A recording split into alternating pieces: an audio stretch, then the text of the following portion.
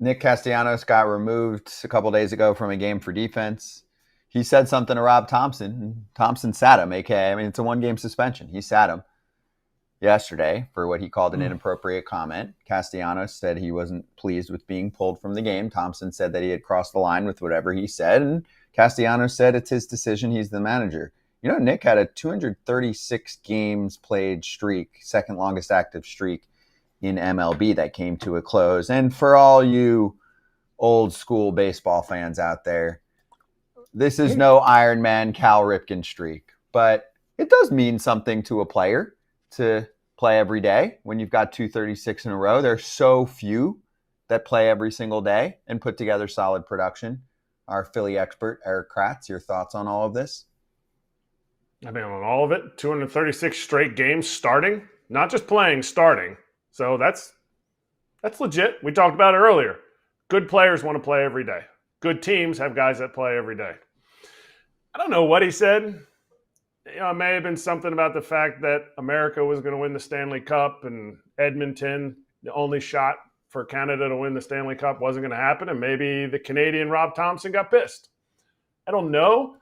But Nick and Rob have not always seen eye to eye. But Topper even said that. Topper said, you know what? One of the things I like about Nick is his emotion. He crossed the line. Everybody's got a line. This one, he crossed it this time. But what did he say? What could he possibly say that would have made Rob Thomson that mad? Why the heck did you take me out of the game, Skip? Like, did he call him a name? Did he insult him? Did he say a bad word?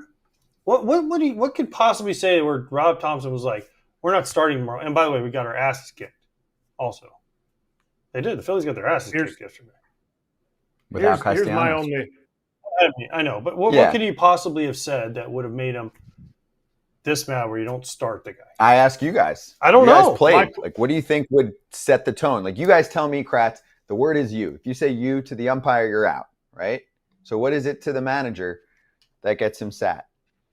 I hope nobody cuts this incorrectly because it could be taken wrong. But Topper is a very humble guy. He's very I bet it would be really tough to say something that would hurt his feelings. My fear is that Nick said something about one of the other players. Like, let's say you could come out of the game. You don't want to come out of the game, and you say something like, we're putting this idiot in the game, or we're putting, like, if he said something degrading about another player, I could see Topper saying that like, no, we're not going to do that. We're not going to degrade other people. If he makes fun of a coach or yells at a coach, like, who's this idiot? Did he make you take me out or something like that? A player says something to me like, I hate you. You're the worst. It's like, all right, fine. Like, you came out of the game. I would hate it if you came over to me and oh, I'm out of the game. High five. Like, I have a hard time believing he said something about Topper or one of his coaches that made him take him or made him sit him the next day. And bad enough that it wouldn't just be a warning, or maybe there had been past comments. I don't know. Yeah, there had to be more to it. This couldn't have been the first time, right? Because I don't know because no matter how mad you are in a moment and you say things, everyone's said something in their life where they're like, man, I probably shouldn't have said that. Some of us more than others. But in a baseball game and in a baseball setting, people say stuff all the time and they're like, blah, blah, blah. They just have word vomit or whatever that comes in their head. They just vomit it out. And then 5 minutes after the game is over, you sit down and you think about it and you go into the manager's office and say, you know what, Skip, I'm sorry. I apologize. And you're like, okay, I forgive you. Don't let it happen again. So this maybe wasn't the first time something had happened. Again, I don't know. We're not there and nobody seems to talk about it. Nobody's talking about it. No, but that is the question. And I don't think it was asked, Kratz. I didn't catch every back and forth with reporters with Nick and Topper, but the key question is, was there a past incident with words exchanged? Because to me, that helps tell the story. Because often that is the case. It might not be. And then if there wasn't anything in the past that led up to this, then you could debate if it was really worth it and why the message was sent without him saying, hey, let's cool off. Let's apologize to those that need the apology, and then let's move on and get you back in the lineup. AJ, how many times did you ever yell at a coach on the bench? I mean, per season. How many times I yell at a coach? I didn't yell at coaches very often. I wasn't that guy.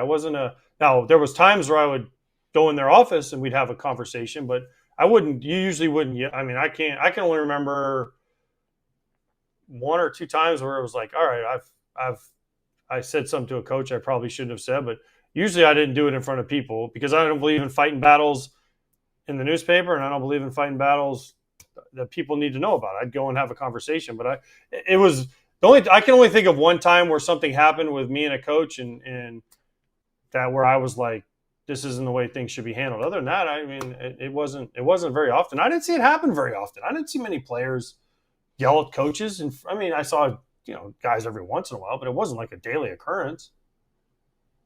Pitching coach comes up to you and is like, AJ, why'd you call slider right there? Dude hit a homer on it.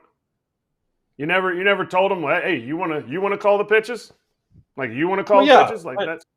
Yeah, but I also have a really good relationship. Yeah, I mean, first of all, I was very lucky. Very few pitching coaches that I played with ever came up to me and said that. Don Cooper did it to me one time, and I said, if you want to call the pitches, great. But we had conversations before, and I said, if you want to call the pitches, call them. He goes, no, it's too much pressure. I said, okay, that's all I needed to hear. Thank you. I'll go back to doing my job now. Right? And we moved on. Mm-hmm. We moved on from there. Right? But this wasn't ever like, it wasn't a disrespectful thing. It was just like, hey, if you want to do this, I'm open to you doing it. But I mean, I've seen players and coaches get into it, obviously. Right? But I don't know. I just don't know what you could say that you would have to be benched the next day. I just don't know what it would be that you wouldn't go in and apologize for.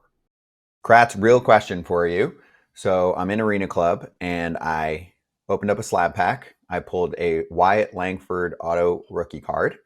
I got an immediate offer from Arena Club. I turned it down. It was in the mid 300s range. I've gotten a few offers since. Thoughts on Wyatt? Should I hold on? I saw it. I didn't see it when you ripped the pack, but it looks so sick with everything around it and how it's spinning in your showroom. That John looked nice. But no, you shouldn't sell it. Maybe wait till he makes an all-star or two, and all of a sudden that 300 goes up, and you're going to get another instant offer right away on Arena Club. That's right. Buy, sell, trade. Slab packs are there for you too, to rip a pack. And for me, I'm just leaving it in the showroom for now. I'm deciding what I'm going to do with it. But if I did want to sell it, then I can get myself another slab pack or buy a card that I want to buy. Get 20% off your first slab pack or card purchase by going to arenaclub.com/Val. Use code FOUL. Like it had to be beyond just cursing him out, right? That's what I'm saying. Like if you just said like you bleep and bleep, like okay. But again, I don't know this, but to me, this doesn't seem like a one-time thing. Mm-hmm. Because again, I played with guys that have done stuff, and they make mistakes, and they throw something and it hits somebody, or they do something and it leads to something. But usually, the first time the manager's like, "Okay, dude, that's it. You got your one. Don't let it happen again. If it happens again, then something happens." Right? It usually doesn't happen on the first time, and I'm not saying that's what happened here, but it had to be something real. And I don't know Nick Castellanos that great, other than we've had him on here and I've talked to him when I've seen him. But he didn't seem like a guy to go after a teammate and call like some teammate like, "Why are you putting this guy in for me?" Right? Mm-mm. It had to be something like where he just kept saying to Topper, "Why you keep taking me out of the game in the ninth inning for defense? What? I can play defense. You don't think I can play defense?" Right? And finally Topper was like, "Enough." And the Phillies haven't been playing great, so I mean, there's probably a lot happening there. And Nick Castellanos is one of the worst defensive outfielders in baseball. It's true, during the regular season at least. You know, he's a little better in the playoffs. He even says that himself. But front offices use defensive metrics and the eye test. I mean, defensive metrics, he's a -8 outs above average, which is 1 percentile. The Phillies aren't wrong for taking him out for defense. There's many guys. Schwarber used to get taken out for defense. Yeah. Many guys got taken. I got taken out for defense one time, and I did lose my mind, but I was already gone at that time. It was the last game of the year. I was with the Giants. I got taken out, or the second to last game. So. Yeah. And Felipe Alou was managing. We were winning 3-0. Takes me out. And he takes our shortstop out for defensive purposes, and we lose the game on a Steve Finley grand slam walk-off. It's a famous Dodger game, 2004. and then we lost the playoffs by 1 game. I'm like, why did you take me out? And our shortstop. Like, what are we doing here? Yeah. That's rough. Yeah. I'm like, what are we doing? We're winning 3-0. And I'm like, what are we doing? Felipe was like, okay. Good answer. That's what he said? I mean, kind of. I mean, direct quote. He didn't really have an answer. He's like, That's how like, the we guy, just got walked. That was one of the few times where I was like, you were livid? yeah, because I'm like, we have to win. We have to win this game. Yes. We're winning 3-0 in the bottom of the 9th, and you take your catcher and your shortstop out, and our shortstop made an error, and our catcher. I never want to blame pitch calling, but Kratz, when the catcher's rolling, and you're shutting out a team. You don't take that guy out because he's been back there. I was out there Friday night. This was a Saturday game, right? Like, you don't take that guy out. You let that guy roll. And he turned into the coach from Waterboy, Kratz. I remember Waterboy. No, the assistant coach who actually didn't say anything. You remember the assistant coach? You'd be like, hey, guys. You don't remember that guy? Listen, Felipe Lou was a great manager. Oh, yeah, where he just mumbled? Yeah. Bobby Boucher. Yeah. Yeah. I mean, listen, I'm sorry, but I don't know. I feel like if we stay here longer, I feel like AJ will start remembering more times that he yelled or was pissed at coaches. And maybe we could stay on here longer and just think about it and talk about it. Maybe it would pop up in his head different times that he may have done more of a Nick Castellanos thing. Do they trade him, though? We haven't even brought that up. Do they trade Nick because of this situation? Haven't they tried to trade him in the past? He was in the Tucker deal that was like, supposedly it was Bohm, Nick, and I forget who from the Bushes, that he was going to go for Kyle Tucker. How close that got, if that's true or not, obviously all rumors. Hey, everybody.